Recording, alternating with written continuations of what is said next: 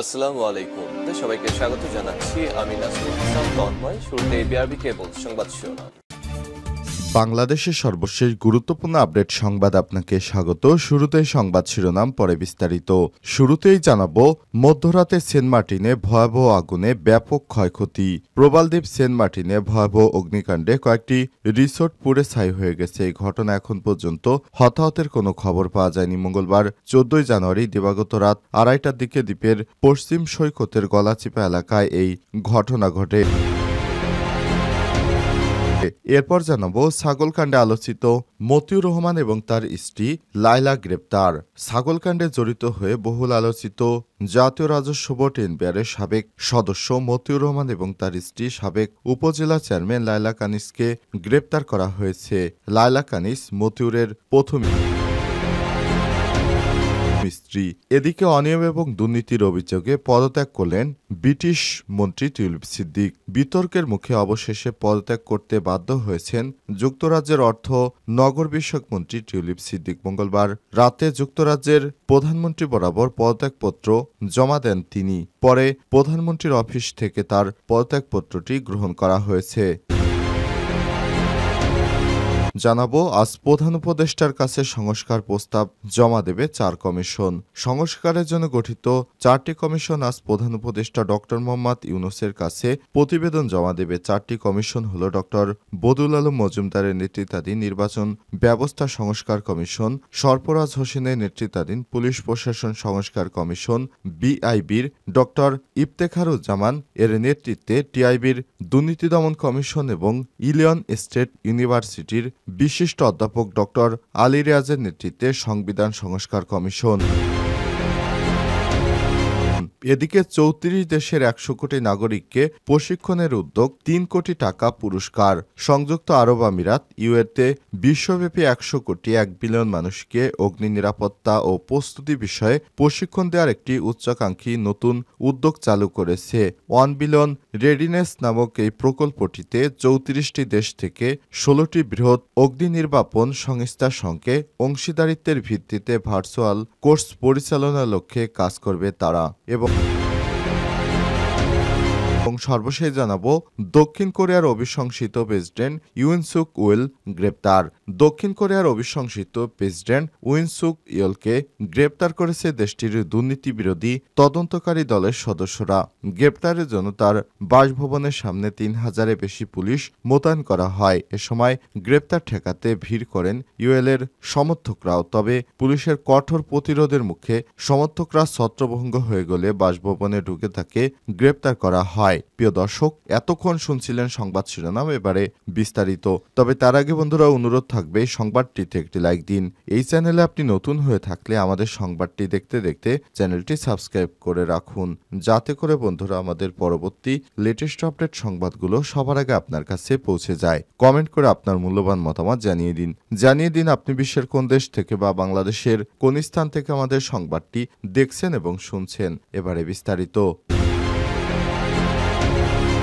মধ্যরাতে সেন্ট মার্টিনে ভয়াবহ আগুনে ব্যাপক ক্ষয়ক্ষতি। বাংলাদেশের একমাত্র প্রবাল দ্বীপ সেন্ট মার্টিনে ভয়াবহ অগ্নিকাণ্ডের ঘটনায় কয়েকটি রিসোর্ট পুড়ে ছাই হয়ে গেছে। এই ঘটনা এখন পর্যন্ত কোনো হতাহতের খবর পাওয়া যায়নি। মঙ্গলবার 14 জানুয়ারি দিবাগত রাত 2:30টার পর দ্বীপের পশ্চিম সৈকতের গলাচিপা এলাকায় এই ঘটনা ঘটে। সেন্ট মার্টিনের ইউনিয়ন পরিষদের চেয়ারম্যান মুজিবুর রহমান বলেছেন, মধ্যরাতে সেন্ট মার্টিনে ভয়াবহ আগুনে শায়রি, বিচ ভ্যালি ও কিংশুক রিসোর্ট পুড়ে ছাই হয়ে গেছে। এই ঘটনায় কোনো পর্যটক বা স্থানীয় হতাহত হয়নি। আগুন নিয়ন্ত্রণে আনার জন্য উন্নত মানের কোনো যন্ত্র না থাকায় ক্ষতি বেশি হয়েছে। সেন্ট মার্টিনের বাসিন্দা আব্দুল মালেক বলেছেন, সাধারণ দ্বীপের বর্জ্য পোড়ানো হয় বালিয়াড়িতে, যা থেকে এই ঘটনা ঘটতে পারে। দ্বীপে কোনো ফায়ার সার্ভিস না থাকায় আগুনের এই বড় ক্ষয়ক্ষতি। আলোচিত ছাগলকাণ্ডে মতিউর রহমান এবং তার স্ত্রী লায়লা গ্রেপ্তার। ছাগলকাণ্ডে জড়িত হয়ে বহুল আলোচিত জাতীয় রাজস্ব বোর্ড এনবিআরের সাবেক সদস্য মতিউর রহমান এবং তার স্ত্রী সাবেক উপজেলা চেয়ারম্যান লায়লা কানিসকে গ্রেপ্তার করা হয়েছে। মঙ্গলবার 14 জানুয়ারি দিবাগত রাতে রাজধানীর বসুন্ধরা এলাকা থেকে তাদের গ্রেপ্তার করে ডিবি পুলিশের একটি দল। তবে কোন মামলায় তাদের গ্রেপ্তার দেখানো হয়েছে সে সম্পর্কে সুনির্দিষ্ট কোনো তথ্য এখনও জানা যায়নি। একাধিক মামলা রয়েছে এই দম্পতির বিরুদ্ধে। সর্বশেষ গত 6 জানুয়ারি তাদের বিরুদ্ধে 3টি মামলা দায়ের করেছে দুর্নীতি দমন কমিশন। দুদক 124 কোটি টাকার অবৈধ সম্পদ অর্জন ও সম্পদের তথ্য গোপনের অভিযোগে মতিউর রহমান এবং তার স্ত্রী লায়লা কানিজ ও ছেলে মেয়ের বিরুদ্ধে মামলাগুলো দায়ের করেছে দুদক। এর মধ্যে প্রথম মামলার আসামি করা হয় লায়লা কানিজ ও মতিউর রহমানকে। মামলার এজাহারে বলা হয়েছে, আসামি লায়লা কানিজ 13 কোটি 1,58,000 টাকার জ্ঞাত আয় বহির্ভূত সম্পদ অর্জন করেছেন। পাশাপাশি লায়লা কানিজের বিরুদ্ধে 1,53,13,000 টাকা সম্পদের তথ্য গোপন করার অভিযোগ রয়েছে।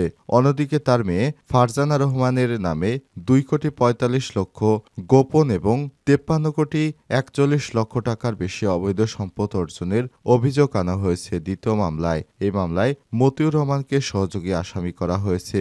আর তৃতীয় মামলায় প্রথম ঘরের ছেলে আহমেদ তৌফিকুর রহমান অর্ণবের বিরুদ্ধে 13,38,00,000 টাকার সম্পদের তথ্য গোপন ও 42,22,00,000 টাকার অবৈধ সম্পদ অর্জনের অভিযোগ আনা হয়েছে। এই মামলায় মতিউরের সহযোগী আসামি করা হয়েছে। এর আগে গত 15 ডিসেম্বর মতিউর রহমান এবং তার দ্বিতীয় স্ত্রী শমী আক্তার শিবলির বিরুদ্ধে 11,18,86,120 টাকার অবৈধ সম্পদ অর্জন ও সম্পদের তথ্য গোপনের অভিযোগে 2টি মামলা দায়ের করা হয়। বসুন্ধরা আবাসিক এলাকায় মতিউর ও তার বড় স্ত্রী আত্মগোপনে ছিলেন। সেখান থেকেই ডিবির একটি দল তাদের গ্রেপ্তার করেছে আজ রাতে। অনিয়ম এবং দুর্নীতির অভিযোগে পদত্যাগ করলেন টিউলিপ সিদ্দিক। বিতর্কের মুখে পদত্যাগ করেছেন যুক্তরাজ্যের অর্থ নগর বিষয়ক মন্ত্রী টিউলিপ সিদ্দিক। মঙ্গলবার 14 জানুয়ারি যুক্তরাজ্যের প্রধানমন্ত্রী বরাবর পদত্যাগপত্র জমা দেন তিনি। পরে প্রধানমন্ত্রী অফিস থেকে তার পদত্যাগপত্র গ্রহণ করা হয়। এর আগে সাবেক প্রধানমন্ত্রী শেখ হাসিনার ঘনিষ্ঠদের কাছ থেকে ফ্ল্যাট উপহার নিয়ে ব্যাপক চাপের মুখে ছিলেন তিনি। এ নিয়ে সমালোচনার মধ্য দিয়ে ব্রিটিশ প্রধানমন্ত্রী কেয়ার স্টারমারের মুখপাত্র ডেড প্যারিস মঙ্গলবার 14 জানুয়ারি সাংবাদিকদের জানিয়েছেন, টিউলিপ সিদ্দিকের বিরুদ্ধে বিভিন্ন অর্থনৈতিক অসঙ্গতির অভিযোগ তদন্ত প্রতিবেদন শীঘ্রই প্রকাশ করা হবে। তিনি বলেছেন, তদন্তকারী লরি ম্যাগনাস বিষয়টি নিয়ে খুব দ্রুতই কাজ করছে।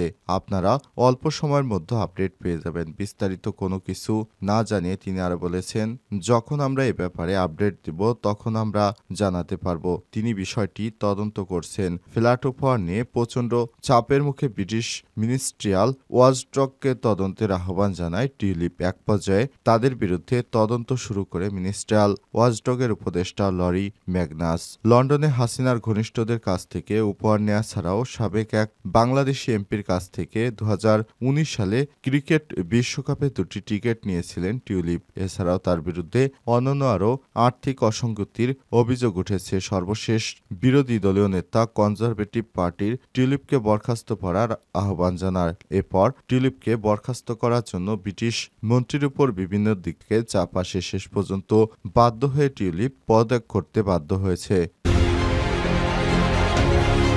আজ প্রধান উপদেষ্টার কাছে সংস্কার প্রস্তাব জমা দেবে 4 কমিশন।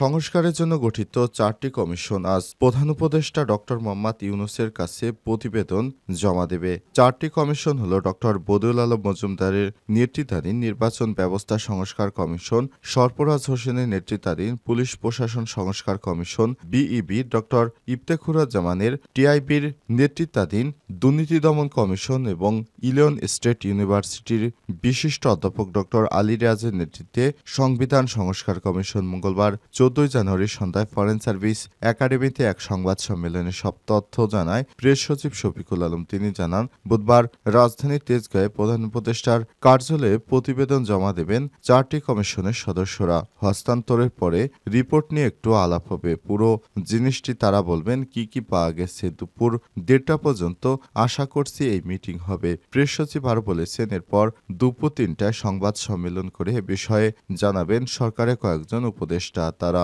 পুরো জিনিসটি ব্রিফ করবেন। তবে আমরা এখনো জানি না কারা ব্রিফিংয়ে আসবেন। এছাড়াও বিচার ব্যবস্থা এবং প্রশাসনের সংস্কার কমিশনের সংস্কার প্রস্তাব জমা দেওয়ার জন্য 31 জানুয়ারি পর্যন্ত সময় বাড়ানো হয়েছে।